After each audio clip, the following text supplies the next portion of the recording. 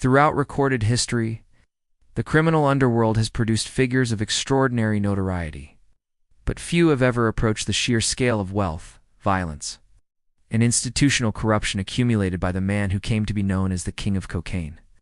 Pablo Emilio Escobar Gaviria was born in December 1949 in the Colombian city of Rio Negro, the third child in a household of modest means, where his father worked as a farmer and his mother served as a schoolteacher. Not long after his birth, the family relocated to the sprawling industrial city of Medellin, where young Pablo would spend his formative years, attend school, and eventually construct the most powerful drug empire the world had ever seen. As a child, he reportedly harbored genuine ambitions of becoming a lawyer, and beyond that, a politician, even dreaming of one day ascending to the presidency of Colombia. However, as he matured and observed the mechanics of the society around him, his perspective underwent a profound and irreversible transformation. He became convinced that money was the singular and true source of power in the world, and that with sufficient wealth, lawyers, politicians, judges, and police officers could all be kept firmly in one's pocket. This conviction was sharpened considerably when the family's worsening financial circumstances forced him to abandon his formal education before completing it, leaving him without the credentials that might have opened more conventional doors. From that point forward, he made himself a private and deeply personal promise. He would become a millionaire before reaching the age of 25. And if he failed to do so, he would end his own life. That singular, consuming obsession with the rapid acquisition of wealth drove him swiftly and decisively into a life of crime. Working initially alongside his cousin, Gustavo Gaviria, he began with relatively modest infractions, producing and selling counterfeit diplomas and university degrees, smuggling audio equipment, and stealing gravestones to sell the reclaimed marble. These petty ventures, however, could never satisfy his ambitions, and they quickly gave way to far more serious and violent enterprises. Before he had even reached his 20th birthday, he had begun stealing automobiles and stripping them for parts, and had also taken up the kidnapping of wealthy individuals, whom he held for ransom and killed, without hesitation if their families refused to pay, or simply when he felt the need to demonstrate that his threats were never idle. In one particularly revealing early case from 1971, he abducted a prominent industrialist named Diego Echevarria Mizas, received the full ransom amount that had been demanded, and then murdered the man regardless, establishing a pattern of casual, deliberate cruelty that would define his entire criminal career. By the time he was 22 years old, he had already crossed the threshold of his first $1,000,000, fulfilling his private vow with years to spare. As his criminal activities expanded in ambition and scale, he began drawing the attention of Colombian law enforcement, and in 1974 he was arrested on charges related to automobile theft and spent several months incarcerated. Far from functioning as a deterrent, experience served primarily as an education in the mechanics of institutional corruption, teaching him how to identify which officials were susceptible to bribery and how to deploy financial incentives to secure his own freedom, a skill he would refine and deploy with extraordinary effectiveness for the rest of his life. When he eventually encountered the cocaine trade during the early to mid-1970s, he recognized it immediately as something incomparably more lucrative than anything he had previously attempted. Colombian traffickers were at that time making fortunes smuggling refined cocaine into the United States, and Escobar understood with crystalline clarity that this was the opportunity he had been looking for. He initially hired himself out to establish drug traffickers, learning the intricacies of smuggling routes, distribution networks, and the logistics of moving large quantities of narcotics across international borders. He studied the business with the analytical focus of an entrepreneur and built connections throughout the narcotics underworld that would prove invaluable in the years ahead. In 1975, judging that he had learned enough and that the time had come to stop working for others, he orchestrated the assassination of Medellin's most powerful cocaine trafficker, a man named Fabio Restrepo, and absorbed his entire operation by presenting the surviving members of the crew with a choice that left no room for ambiguity: join his organization and prosper, or refuse and follow their former employer into the grave. The following year, 1976, proved to be a pivotal one in almost every dimension of Escobar's life. He formally joined forces with the Ochoa brothers, Carlos Leder and Jose Rodriguez Gacha, to establish what would become known to the world as the Medellín Cartel. a vertically integrated criminal organization that controlled every stage of the cocaine trade from raw material sourcing through production, transportation, and final distribution to end markets. Under his leadership and strategic direction, cocaine was concealed and transported through an inventive and constantly evolving array of methods, hidden inside car tires, packed inside television sets, stuffed inside the bodies of fish, sealed within condoms, and embedded in the landing gear of commercial and private aircraft. Pilots willing to transport his product across borders were paid as much as $500,000 per successful flight. As his profits grew and reinvestment became possible on a grand scale, he expanded the operation to include privately purchased submarines and cargo aircraft, establishing reliable supply chains not only into the United States through Florida and other entry points, but also extending his market reach into Mexico, Puerto Rico, the Dominican Republic, Venezuela, and Spain. To reduce the distance between production and the lucrative American market, he acquired land on Norman's Cay in the Bahamas, constructing a private airstrip of more than a kilometer in length. A natural harbor equipped with boats, warehouses, and a refrigerated storage facility that functioned as the cartel's central mid-Atlantic transshipment hub. He struck agreements with other Colombian narcotics organizations, offering to assume the financial risk of any losses resulting from law enforcement interdiction in exchange for taking a substantial percentage of their profits, thereby bringing a significant portion of the entire national cocaine trade under his effective control. Also in 1976, he married Maria Victoria Hana, who was only 15 years old at the time and 11 years his junior. The same year in June, Colombian intelligence agents discovered approximately 40 pounds of cocaine concealed in the tires of his vehicle, and he and 6 associates were arrested. He managed to secure his release through a combination of bribery and intimidation. And upon regaining his freedom, he had the 2 arresting agents killed, sending an unmistakable message to every law enforcement officer in Colombia about the personal cost of moving against him. This was the doctrine he would formalize and name plata, o plomo, silver or lead, a formulation of brutal simplicity that governed every relationship he had with the Colombian state. The silver option meant accepting his money, cooperating with his operations, and being rewarded with a degree of wealth that would make multiple generations of one's family financially comfortable. The lead option meant defying him, and the consequence was death, not merely for the individual who dared resist, but frequently for their family members as well. Judges, journalists, police officers, generals, cabinet ministers, and presidential candidates all faced this same binary proposition. And a significant and sufficient number of them chose the silver path to give Escobar effective infiltration of the institutions that should have constrained him. Those who chose the lead were eliminated with a thoroughness and swiftness that reinforced the lesson for everyone who observed it. Over the course of his criminal career, he was responsible for the deaths of more than 4,000 people, among them over 600 police officers.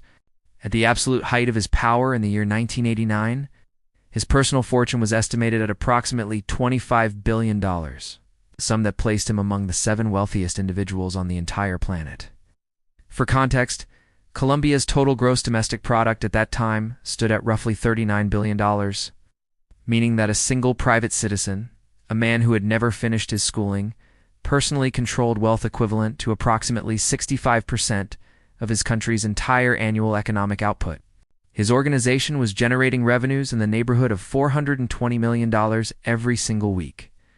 The cash accumulated at such a rate that his team spent thousands of dollars monthly on rubber bands simply to bundle it, and the currency was weighed on scales rather than counted by hand because manual counting would have taken too long to be practical, even stored in warehouses. An estimated $2 billion worth was lost annually to moisture, rats, and simple deterioration.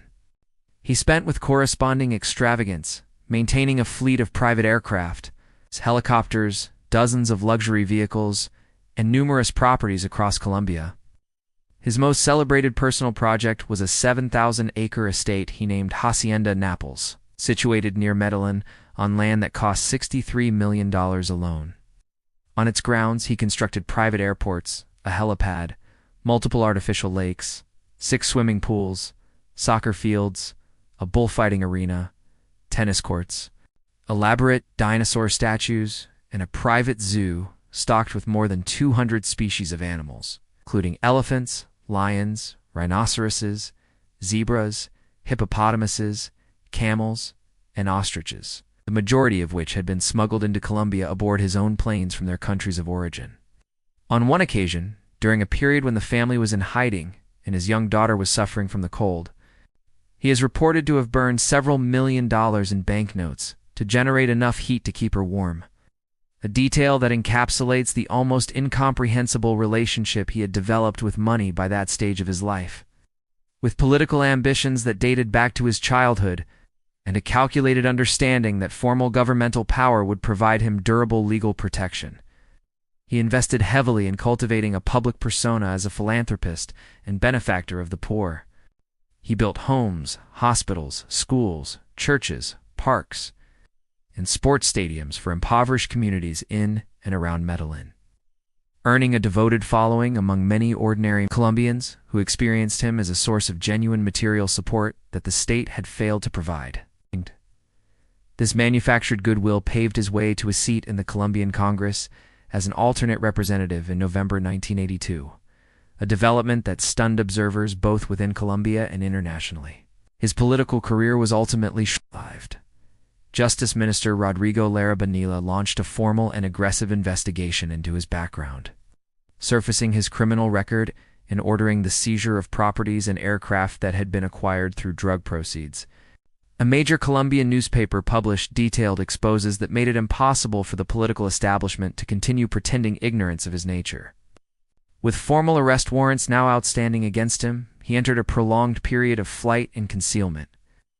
And when Colombia signed a new extradition treaty with the United States, he escalated his violence to a level that amounted to open warfare against the Colombian state. He understood clearly that American imprisonment represented the one threat from which he could not buy or kill his way free, and he was willing to destabilize his entire country to prevent it. He financed guerrilla organizations, organized mass bombings across multiple major Colombian cities, including more than 100 separate bomb attacks in a single year, and in November 1985, provided financial backing for an assault on the Colombian Supreme Court building in Bogotá, in which approximately half of the country's most senior judges were killed and thousands of documents, including extradition-related treaties and case files, were incinerated. In August 1989, he ordered the assassination of Luis Carlos Galen, the leading presidential candidate of the day, and in November of that year he had a commercial airliner, Avianca, Flight 203, destroyed by a bomb in an attempt to kill another presidential contender named Cesar Gaviria, who happened not to be on the flight that day. More than 100 innocent passengers and crew members died in that attack. Gaviria survived, won the presidential election, and became one of Escobar's most determined institutional opponents. After years of this sustained terror campaign, in 1991, the Colombian government revoked its extradition law, a development widely attributed to the relentless pressure Escobar had applied, and he agreed to surrender, but only on terms that were almost without precedent in the history of criminal justice. He would serve his time in a prison of his own design and construction, staffed with his own chosen guards, with the condition that Colombian police maintain a distance of at least 12 miles from the facility at all times. The government, exhausted and destabilized by years of bombings, assassinations, and institutional corruption, accepted these terms. The resulting facility, which he named La Catedral, resembled a luxury boutique hotel far more than a correctional institution. Its rooms were furnished with oversized beds, televisions, music systems, imported furniture, thick carpets, and a personal library. The compound included a billiards room, a bar, and a full-size soccer pitch, and it received regular visits from prominent celebrities, professional soccer players, and beauty pageant winners. From within these walls, he continued to manage his cartel's global operations without meaningful interruption. And under his direction, an estimated 15 tons of cocaine were reaching the United States every single day.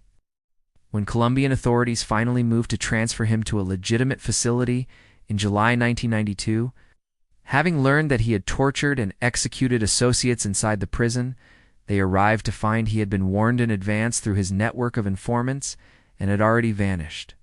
He remained at large for approximately 18 months, moving between safe houses in Medellin, while Colombian police, the National Army, American Drug Enforcement Administration personnel, and a vigilante paramilitary group called Los Pepis, composed of his enemies.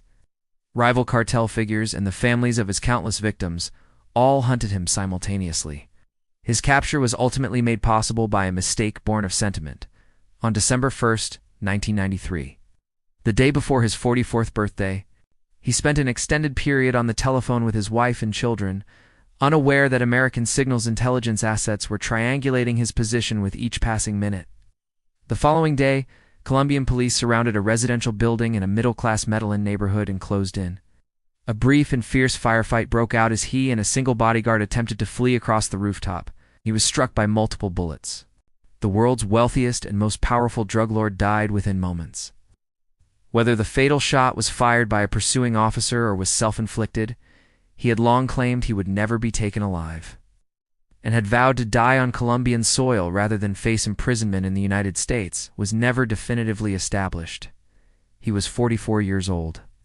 An estimated 25,000 people attended his funeral, mourning a man who, for all the catastrophic violence and devastation he had visited upon his country and its institutions, remained for many poor Colombians a genuine source of material support and a symbol, however distorted, of defiance against an indifferent and exclusionary establishment.